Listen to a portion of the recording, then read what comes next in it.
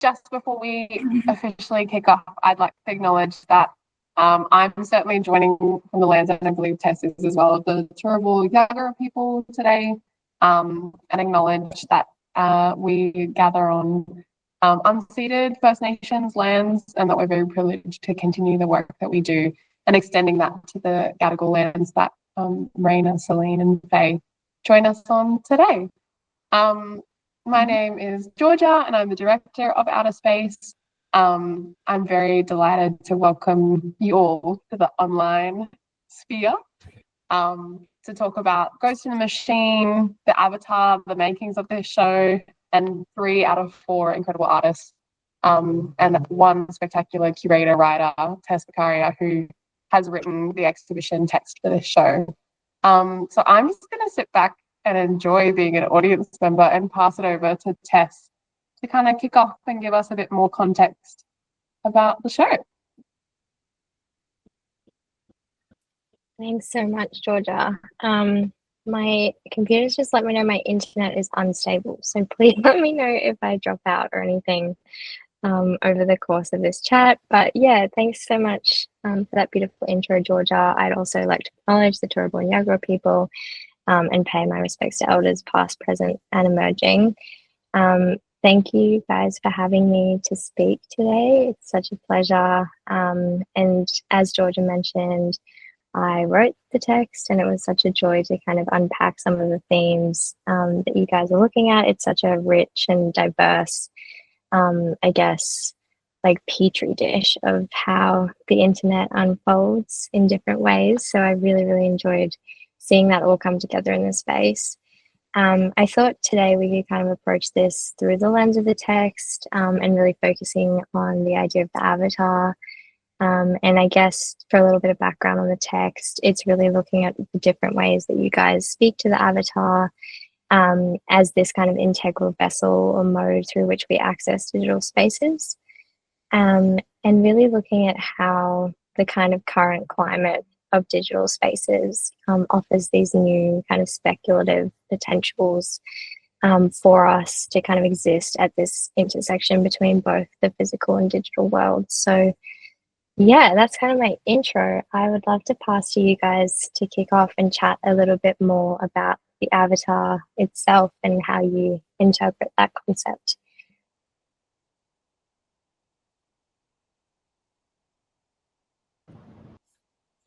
I guess I could start off by saying there are so many interpretations of the avatar. Yeah, we were talking about this the other day. It can be anything, really. And in the context of our show, Tess actually started like the premise to frame the premise of the show very well by saying that the ghost is the mind and its body is the machine. While the machine is also integral, and in this case, I think when we present ourselves online, the machine is the avatar, and the avatar can be anything from like an illustrated icon to a costume to a puppet, or yeah, an idea, an emotion.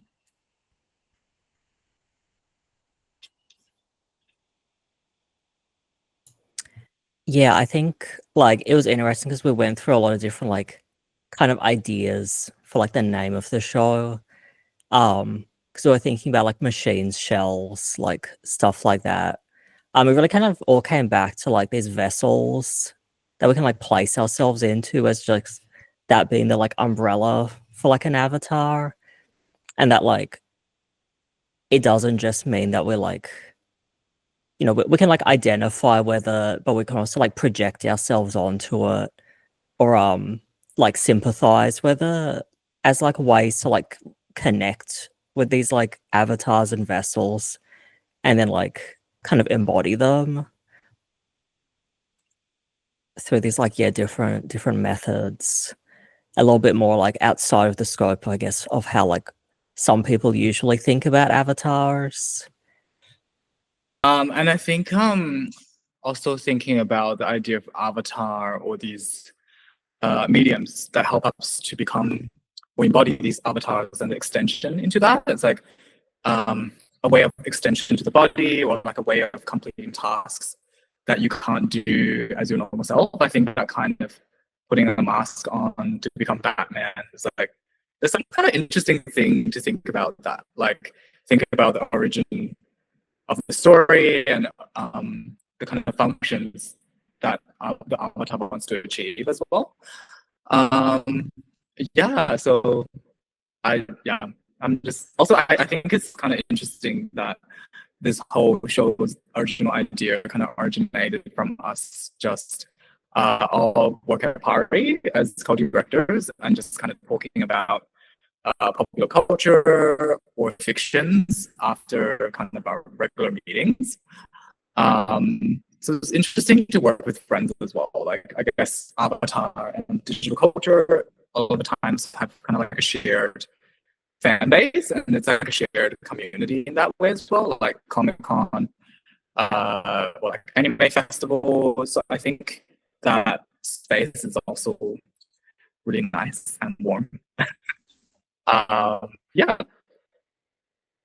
I guess, Faye, kind of what you were saying there around meeting through Pari and that kind of community driven, or like, yeah, kind of collaborating on these perspectives is really interesting. And I really wanted to talk a bit more about that, I guess, through the lens of your work, Celine, and how you have this kind of fictional summer Ari that is the kind of main, I guess, like subject of your work. So yeah, I was kind of interested more in how the show kind of came to life and how it kind of transformed this relationship into this kind of, I guess, kind of the concept of your work and this really core piece of conceptual material.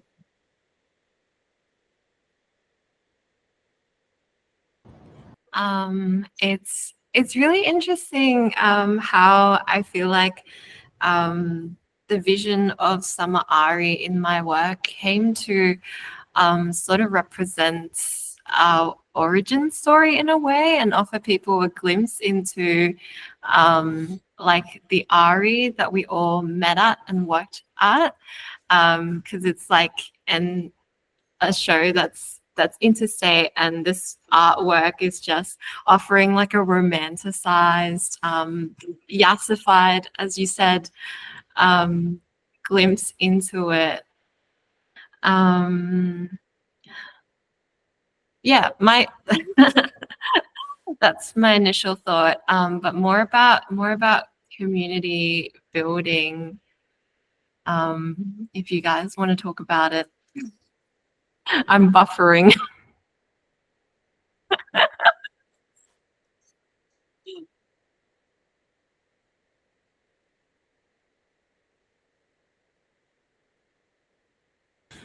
I guess like another way to frame that as well is kind of, and I guess you all look at it in different ways throughout your work, but there's always kind of a strong subject. And maybe I'm interested to know how, I guess, Celine, you're kind of pulling from real life. Faye, you're also kind of doing that, but in a more like individually oriented way. And then Raina, you're kind of looking more to speculative or like fictional narratives. How did you kind of come to these characters or avatars to be the focus of your works? That's such a great question. I just feel like I'm endlessly inspired by my friends and the environment that we're in. Pari was established in 2019 by a group of just very passionate artists and arts workers who identified that there is a gap in Western Sydney, that we don't have an artist-run gallery that represents artists' voices coming from the ground and offer that, one of those first opportunities for artists to show. And yeah, drawing from real life just feels like very, very natural to me, even though I think there is like an ethical dilemma with like artists and writers drawing materials that are so close to real life that it starts offending people around them. So I just thought, like, why not just directly use that and not hide the fact that I am drawing from real life and the artists in the show as well, to make a direct connection. And yeah, I also thought I was also inspired by media like K-pop, as well as I just coined this genre like pretty boy media, and they're kind of encompassing dating sims as well as gacha games that I was really into for a time. They're kind of like character collecting games that keeps churning out these really beautiful designs and unique personalities to attract different players. And I thought about that and made that connection because I just remembered the starry-eyed feeling when I first joined the ARI. It's so incredibly exciting to be a part of something and to help, make opportunities happen. It's almost like the high school that I choose to be in. And yeah, it's like a second chance at high school, which I also feel like a lot of queer people don't have the best experience in the formative years of their lives. So it's like a second second chance at something with such a bubbling, exciting energy. And I guess I just wanted to express that in my artwork, which is primarily got illustrations that my sibling, who's an awesome illustrator, I'll drop their handle in the chat, Louis, who collaborated with me to realize this. And I think Yeah, awesome. Yeah, if there's any more probing questions or leading questions to other things, we know. oh yeah. Hey, did you want to jump in? Yeah, and I think on that one? to just add on that, I think a lot of the times, I feel like people might not think of like a secondary production or creation is like less important as the first creation. Like the genre of fan fiction, of creating on existing materials, it's often looked down as not original, and I think contemporary art at times have kind of this mysteriously obsession with being original, and it's like I feel like art to me, or like creation to me, is the most important part is actually you feel your work, like you own what you're saying and you're processing things through that and to express that in a way. So I think it's also kind of interesting to connect through creations based on something else. Yeah, and I also thought of something else, but I'm buffering. So I will pass it on to Rainer. Okay, I had like something really poignant and I've slightly forgotten it, but I can come back. I think it is interesting, I guess, tied to my work, how like I used to work a lot with like abstraction, but I've been more interested in working with like media and like fan work and stuff like that. And like it is interesting, like that like desire for like wanting to be really like unique, but like there's so much of this media out there that like has a lot of like worth to like talk about and has a lot of things we can unpack. But like in fine arts, like because it's viewed as like pop media, especially like largely foreign, pop media, it gets like looked down upon, and like there just isn't the space to like allow people to explore it. I'm like a big fan of the mecha genre, and I have been for many years.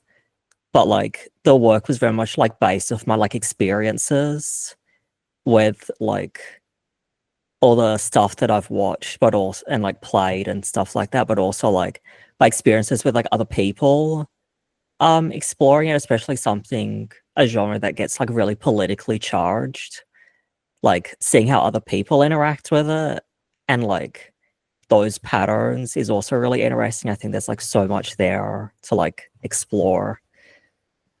Yeah, totally. And I think as well, what you're touching on there, Raina, and Faye, it's like this idea that I think particularly in the digital space, it's very hard to do this kind of original thing because it's so much of this kind of constant reappropriation and taking kind of imagery or concepts that are kind of spreading around the digital space, and then kind of bringing that into the artwork. And yeah, I think that's kind of an interesting condition that happens, particularly for digital works, and that being at odds with the fine art space is always super interesting.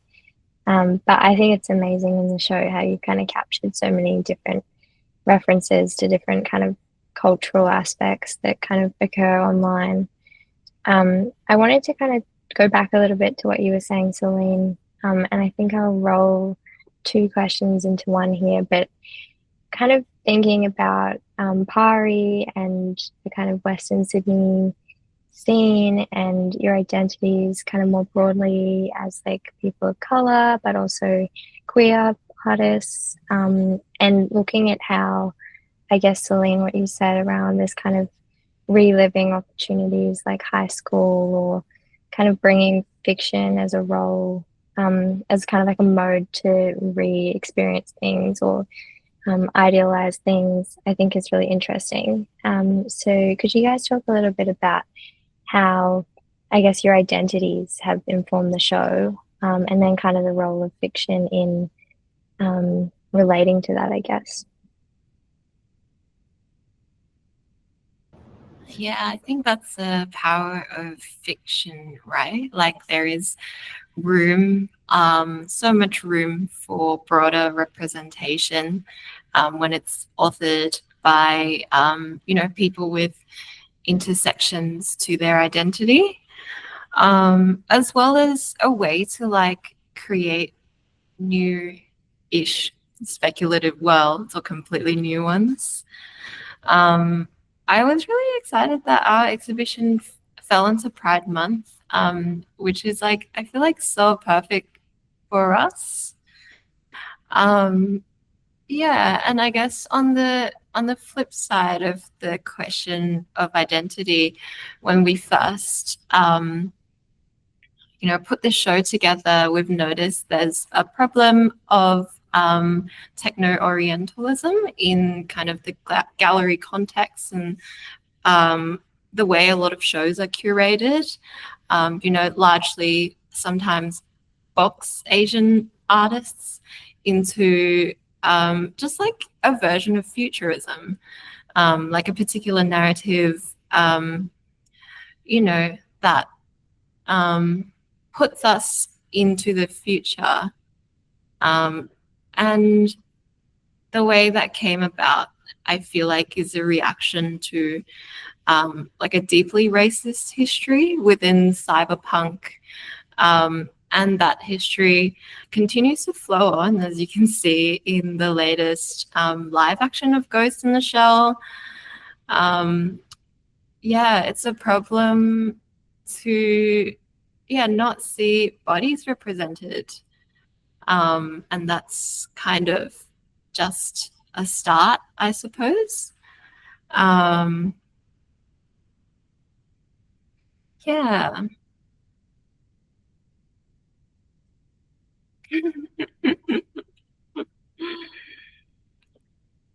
I also think about how being online and having your username and avatar can actually offer you a sense of anonymity and safety in that anonymity. Like you don't really need to be categorized or boxed in, or you don't need to always be seen as a certain color. And that can be like freeing in a way, but we still, carry our lived experience and in the very same vessel. Yeah, that's really interesting. That kind of duality of like, yeah, freedom and kind of untethering yourself from a certain identity, but at the same time, it's kind of all wrapped up in that regardless, because we can't really ultimately escape, as you say, like our lived experience or kind of our broader identities. Awesome. I guess kind of thinking a little bit about the internet more broadly and the role of digital spaces contemporarily. I'm so obsessed with this idea of the internet evolving. And I mean, it's had so many different contexts, being like it's kind of like military usage when it was made, but then turning into this more kind of idealistic space and kind of the turn of the millennium. And it's got all these different versions of itself. But, I think a lot in the text, I kind of touched on it, but how the kind of digital world or infrastructure is being co-opted. It's turning into kind of a corporate environment. There's lots of different players with different kind of motives. And so I guess, what do you guys think about this idea of like subverting that through your work and through the show, and kind of reformatting it and using it in a way that's more community driven or speculative, or trying to make it a more kind of utopic version?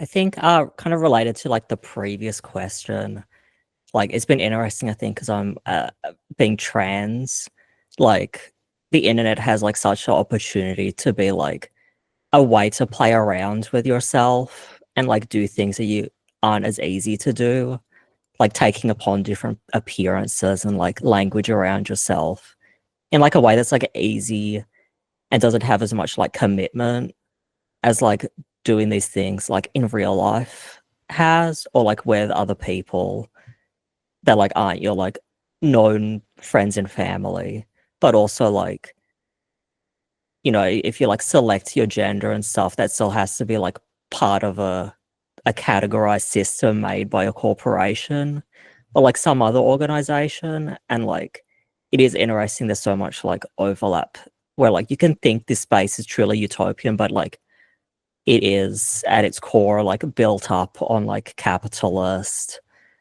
corporate structures.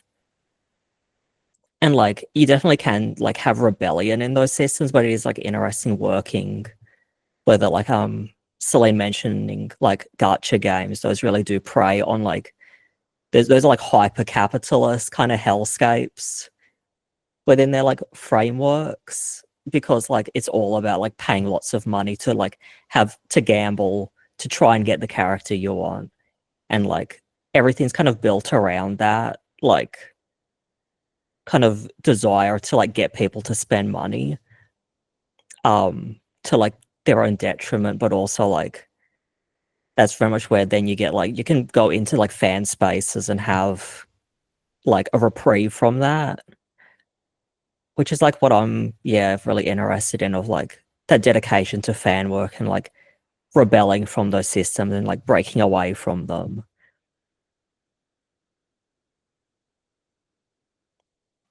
It's super interesting. And I guess, Raina, you kind of mentioned Celine's work, and I think Celine, yours is probably the work that's kind of showing that most literally. You've kind of got the player cards, and like the online quiz, and there's a lot of kind of formal references to kind of like signage or marketing. So what do you like kind of, I guess, what are your thoughts on that, Celine?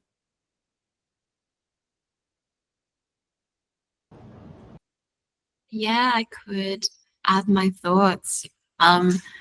When I made the work, I didn't really think it would it would have a message. Like, I just thought it's like I'm drawing my friends as cool anime characters and beautifying them, but it's all, informed. All of these choices are informed by the fan cultures I'm a part of, as well as how it can get really like hyper commercialized in a lot of fronts.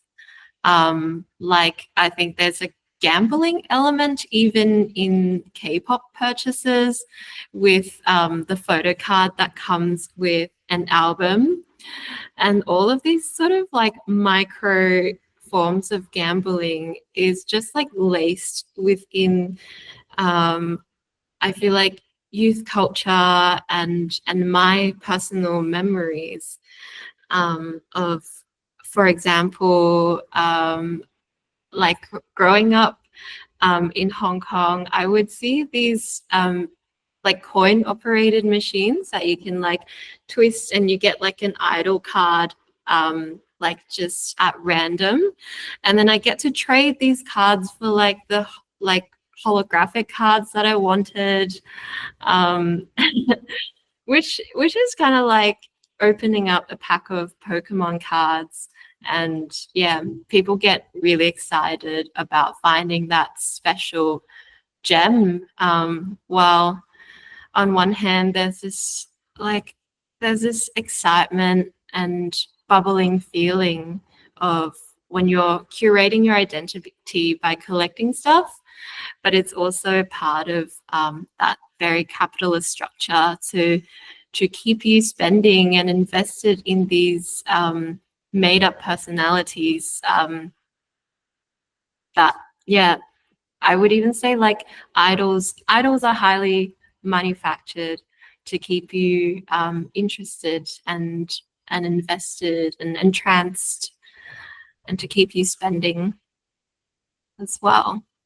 But yeah, I'm conflicted because there's also like that nostalgia element and the element of psychologically relying on them for like a sense of connection and reprieve. Like Raina said, connecting with people who like the same things.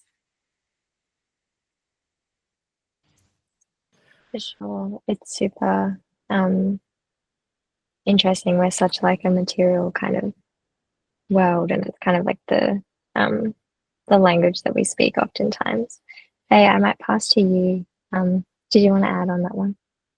Yeah, I felt like I resonate as well with Celine, and especially made me think about Tomorrow Corporation, which is like kind of like an indie game designer company. I think they made a lot of really good games like Water Goo, and there's another one I forgot. But I think the story is that they come from EA, which is like a much corporate game design company. And then I think they just can't really put up with it. So eventually they have their own kind of indie game. But I think indie game culture is much more popular now. So it's just interesting to think about this space and the people who choose to create in them, and sometimes I just feel like corporations will just keep ruining everything as well. Also on the other point of about like avatars or fiction, kind of this idea of identity makes me think about Saga, which is like a comic about kind of like a space odyssey with war and stuff. And I find that often fictions with different dynamics of like completely made up race or racial dynamics, it's also like mirroring to real life in that sense. It's like the politics of in a fiction world is somewhat parallel to the real world. And I think during these moments, it makes me think why the author specifically choose it to be in a spatial odyssey, like a fiction field as well. Yeah.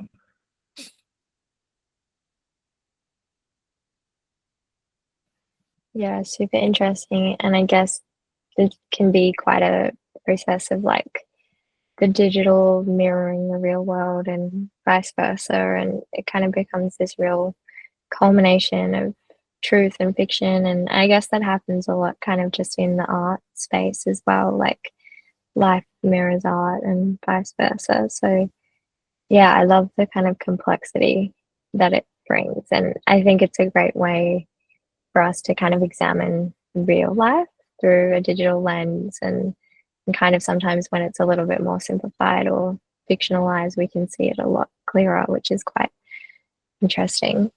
I kind of want to talk a bit more about your work now, Faye. I think you guys mentioned a little bit about kind of the process of masking and the avatar being this kind of transformative kind of shelter, I guess, for the mind or the body or both at the same time. So yeah, I was kind of interested, I guess, firstly to hear about kind of the idea of masking in a digital space versus like a real life space, and I guess whether there's any overlap there or how you consider that. I think doing things in real life or performing in creating or performing in real life felt maybe a bit more intimate in a way, or like connection in that sense, because I used to kind of make games as well. Like I used to work more in a digital kind of capacity, but I sometimes find that there might be kind of like a gap to how to actually exhibit that in a gallery. Like at times, if I just put a game, I feel like it's very, like some people might not actually want to try or interact. And then I think what really inspired me was Lawrence Leck's work in the Sydney Biennale last year, where he basically did a video and a game. So it's like, if you don't want to interact, you can just watch the thing. And I think that is like very accessible in a way. And I think there should be more conversations to be had about how exhibiting something interactive or digital in this gallery context and how that should be made in a way that's best enjoyed in a way. Because sometimes I'm like, I could have just made a game and tried to publish them on Steam, and like in the game its own kind of genre. Like why do I have to make it in a gallery space? So it's like something I'm kind of thinking about and critiquing as well in that sense. And I also feel like I think with this kind of newer mediums, I think a lot of works will kind of talk about its own medium as well, which I find interesting. It's like when you make painting or sculpture, is really about them. Oh, I guess some of them are, but I guess it's not as much as like newer mediums. Yeah.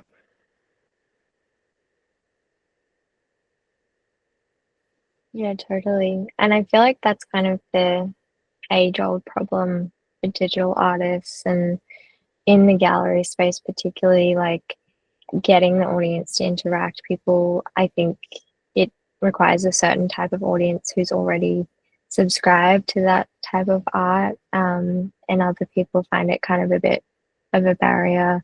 And also the kind of fact of the durational aspect of like even like a video work. How do we kind of spend that prolonged time in the gallery? And I think it's quite interesting there where you kind of talk about like posting something on Steam, and like leaving it in its native format, because sometimes I find it really interesting that digital works and kind of like the artistic I guess constraints where it would be really great to be able to view video works online, but then what happens to the artist's moral rights and should it be accessible online? But I feel like it is kind of more of a enjoyable experience in a lot of ways, and you can kind of sit with the work more deeply than in a gallery often. But it's really interesting how you're kind of bringing it, I guess, out of the screen through performance, and it's definitely gives kind of a different life to your work, which is super exciting. And I wanted to ask you kind of about the idea of costuming and how this kind of, I guess I noticed researching your works that there's this real tension, or yeah, I guess it's a tension between kind of this deep authenticity conceptually. You're kind of talking about quite like heavy themes, or even I was thinking about that work you did with the bean and the can, and it was just this like genuine kind of story, but you kind of presented in such a theatrical, performed way. And so I guess I was really interested to hear more about that kind of duality that occurs in your work. Yeah, I think recently I've been kind of thinking about my process as well. Like I think a lot of the times it kind of begins with an instinct or like a kind of vision in my head. That's also kind of inspired by my teacher, Hosi, who talks about the importance of instinct. And I guess it could most of the time born through a specific challenge or things I want to get through in my life. And then I started to kind of break it down a bit more, like maybe tap into different research. Like, for instance, the spike of the costume could relate to something of not being wanting to assimilate. And then I felt like maybe that has something to do with migration policies, where they expect migrants to assimilate. So it's like I kind of psychoanalyze and then try to break it down a bit more, and then gradually kind of form all of these together for a work. I think, and in terms of like, I guess I had a conversation with somebody else. It's kind of like this idea of using a playful medium to present something really dark and serious.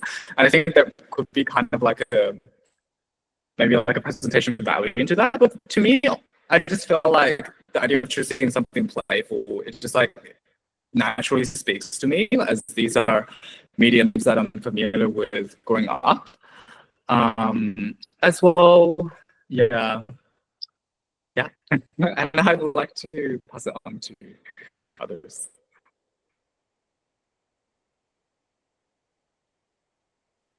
Yeah, awesome. I think kind of thinking of that idea of kind of bringing your work out of the screen and kind of manifesting physically in the space. Raina, you kind of talked a bit in the lead up about this idea of kind of being digital artists, but wanting to present the work kind of more physically in the gallery. Can you talk a little bit more about this, I guess, way of presenting your work and how you feel it kind of changes, or yeah.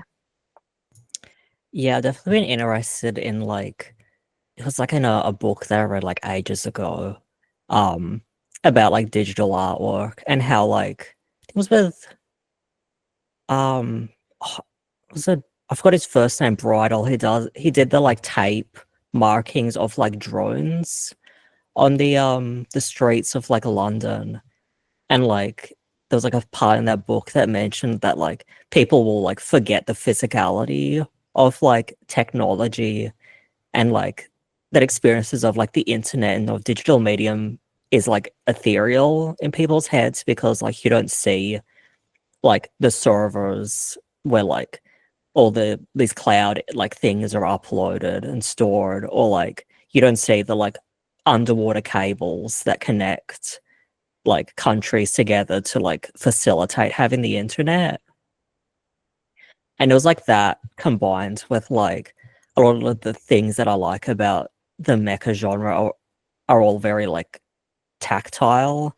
And what's like the most fulfilling is these like this sense of tactility, where like, you know, it's dealing with all these like complicated like political topics, thinking about war, like injury, why people fight and all that, but also like there's something kind of like awe-inspiring about like just scale and size and like machinery for a lot of people that I'm like just interested in. So like that kind of connection and like bridging that with like fan media. So like for like my frames, that's a lot of very like accessible materials, because I like working with that, along with just like lots of old junked model kits. as like part of the merchandising for like a lot of these shows, you'll have like a model kit or like figures and stuff.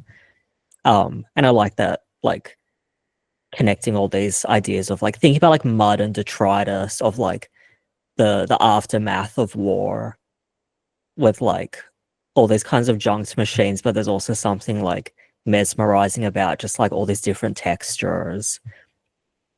I don't know, so I really like playing around with that like affinity that like a lot of people's brains just have for like liking these shapes and forms with like what like the reality, what they like mean like in the narrative of like these stories, thinking about like, and along with just a lot of like fan media and all these like hours that go into like people making crafts just for something that they like, that like, but you don't see any of those hours because they're not for like something as big and monumental as like, you know, what like separates like a fine art sculpture from like someone making garage kits in their like backyard that takes like so much, like the same amount of like skill for like crafting something that they love, or like the monumentality and scale of like a giant robot like in its physical form,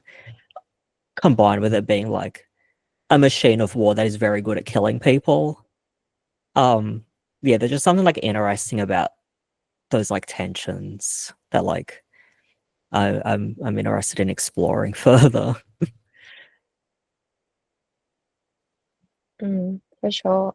It's so interesting, kind of, I guess, like as we touched on, how your work kind of manifests in these kind of multiple ways through multiple materials, physically in the space. And I think you've done a really great job of kind of giving that sense of scale, and I really love the way that it's kind of both personal and kind of intimate, but also kind of larger than life. And I think it really speaks to the way that these things translate digitally as well, and the way that we interact with them online.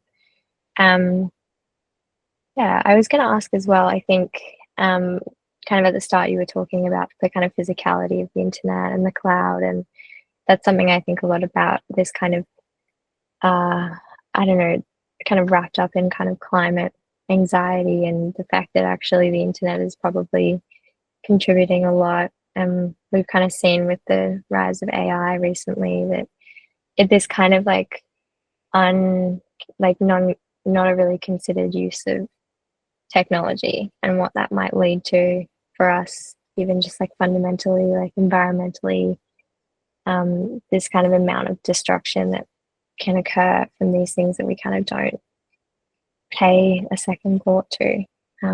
It's pretty terrifying, but again, it's kind of balanced by the possibilities of it, and that's a great thing that we have. So it's very conflicting. Did you guys want to add any more to that? Otherwise, Georgia, do we want to throw to questions in a second? Yeah, definitely.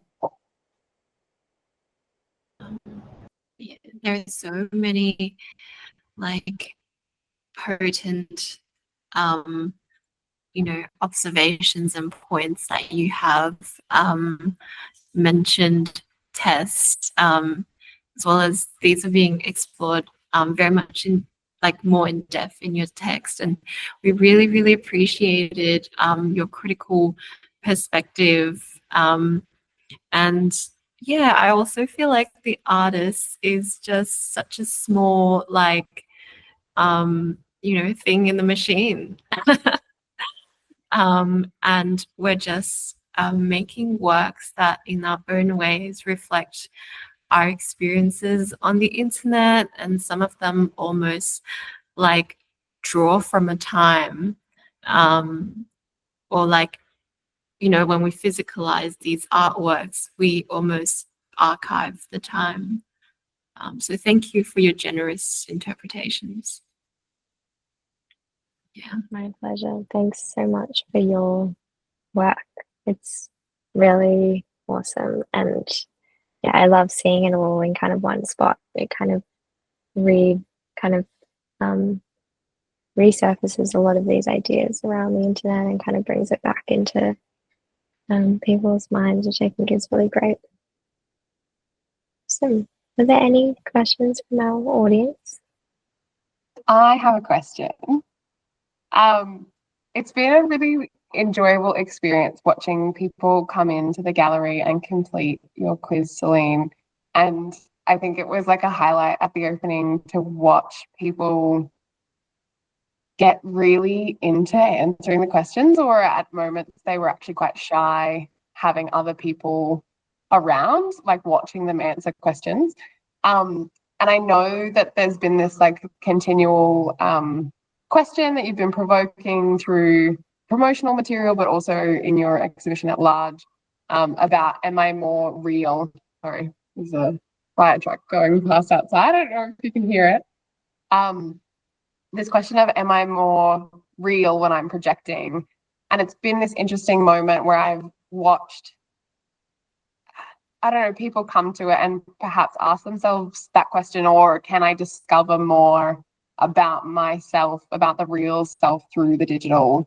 Do you have any thoughts on that question? Have you landed on any more answers about, do you feel more real when you're projecting?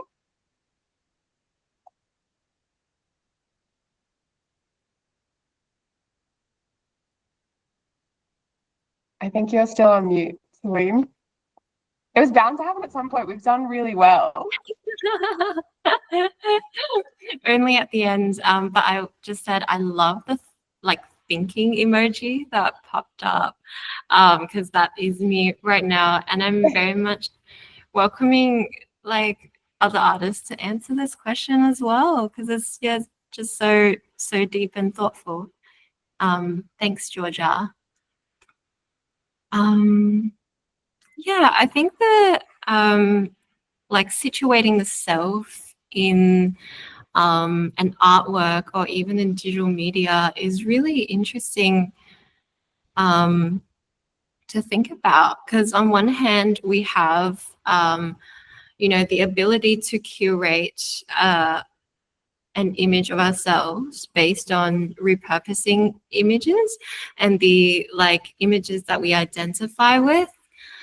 Something I've noticed, after people completed the quiz, which I can share as a link in the chat.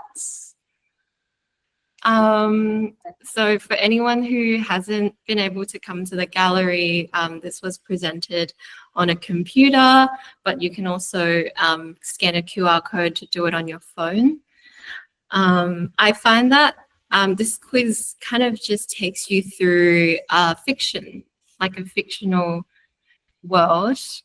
It's also a bit of a personality quiz as well, that figures out who's your ride or die in the fictional Summer Ari. And I find that people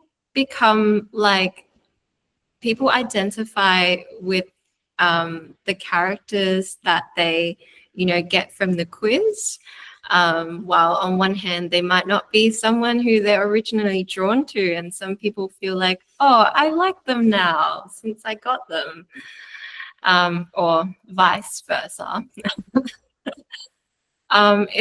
It's really interesting to see that there's this community aspect of sharing the character that popped up for you amongst people, and other people, seeing what their friends get, becoming very curious about the quiz as well.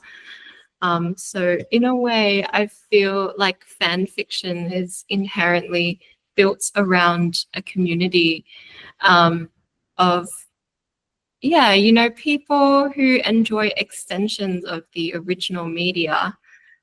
Another thing I quickly thought about is also we're really disillusioned with mainstream media, discovering that a lot of our childhood favorites are super problematic, like Harry Potter being authored by J.K. Rowling, who's very, very transphobic, just makes us want to distance ourselves from the media. but fan fiction does create the space where we can extend upon real, like the kind of official media, and create alternatives where there's more representation, there's more diverse representations as well. Does that answer the very broad question? Absolutely. I might read out the question that Kelsey, or the message Kelsey put in the chat as well. Kelsey says, "Hi guys, thank you so much for the rich dialogue. I've been exploring similar themes in my practice recently. I wanted to know your opinion on how avatars and culture are complicit in reinforcing or subverting normative structures around gendered representation of women in digital media. How do we communicate these ideas to broad audiences who may not understand these digital references?"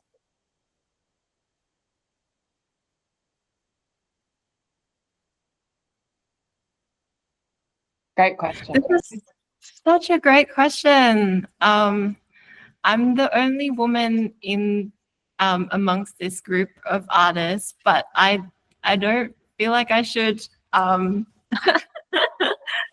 jump in straight away, because my work is depicting a group of masculine people.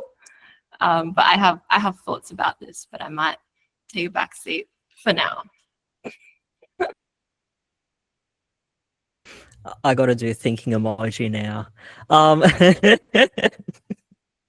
I guess because I like do potentially depict women, allegedly, in my work. It is interesting, I guess, like being trans mask, having that like connection, like to Liv's womanhood, but like kind of transitioning and changing. But it is interesting, I think, how like it's so easy to kind of, and you get so many examples of like the objectification of women in digital media, like because that like all because Nintendo in like the 80s had to like market their consoles as like boys' toys. Are we dealing with the fallout of like how masculine dominated like video games are, and like a lot of like other culture where like having your hot babes is what like brings in the most money, so like corporations will do that, or like, you know, through fan service of media you get that. But it is also like from like the other side of that, you do get like especially in like fan culture, a lot of that like wrestling back and fighting against that, of like, you know, seeing so many people take like underrepresented like female characters and making them their number ones, and like giving them all this like loving backstory and like all this other stuff that the writers like never gave them, is also like really beautiful to see. Kind of like comes back thinking about like your idea of like utopia, Tess, of how like we got to make our own utopia. There's also like a pretty beautiful thing to see as well. I think for my work, because my references, like it was interesting because I think it like depends on the person, but like often like for female characters, they usually like garner a lot more sympathy than male characters, of how like a lot of people can like accept like the guy's gonna die terribly, but if like the girl dies, oh my god. And that's how you get your like writing tropes of like your many buried women for like a male protagonist, like character development. But like it is interesting like having those like dynamics and kind of playing around with them. I say like you know, having your like portrait of women, but also like a lot of people do find them really aspirational because like they went through so much shit, and she's just like me for real. And like I identify with that because she's been through much, but she still like comes out on the other side, and like, you know, you really like sympathize and like see yourself as that, which is like another like interesting kind of dynamic. I also say alleged just because I'm so used to drawing like trans mask characters that like aren't like physically like fully transitioned into like, you know, perfectly passing as men. And I think that's another dynamic too of just having that room to like play around with like what is a body. And I guess in my sense being interested in mecha about how like all these bodies can kind of be co-opted into a machine, but that also gives you freedom, like in a sense with like identification. I don't know, many thoughts. But also like I feel like I've just come to terms with like if a broad audience doesn't understand what I'm doing, that's okay. Like it's kind of impossible for art to be for everyone. So like sometimes it's okay. Not everyone gets it, but like that's when art can like operate on a lot of different levels. Like that kind of helps a bit. Any thoughts, gang? I think it's like it's definitely interesting and it's important to kind of reinforce that in people's works in a gallery sense, but I also think even in the digital space themselves, there are getting more of these reinforcements as well. Like, for instance, I play Yu-Gi-Oh, and now like at tournaments, if you kind of misgender people or say people's pronoun wrong, you just like disqualified. So I think it's important that these should be kind of reinforced in other spaces as well, and that kind of I think it's important to be present in online fictional spaces as well, like communities as well. Beautiful. Did anyone else have any last questions before we wrap up? Super. Well, thank you very, very much, Fei, Celine, and Reina, and Tess for a really incredible talk. There was so much that we covered that it's just there's so many incredible layers to each of your works individually and then brought together to kind of explore this united theme. It's a very great privilege to share that at Outer Space, so thank you very much. And the show continues for another week, so if you are in the neighbourhood, please pop by. But if not, you can see images of the work online as well. And of course, you can complete the quiz in the chat. Otherwise, hopefully some snippets of this talk, if you missed the earlier section, will also be available on our social media /website upcoming, so you can check it all out. Super. Thank you all very much. Have a lovely night.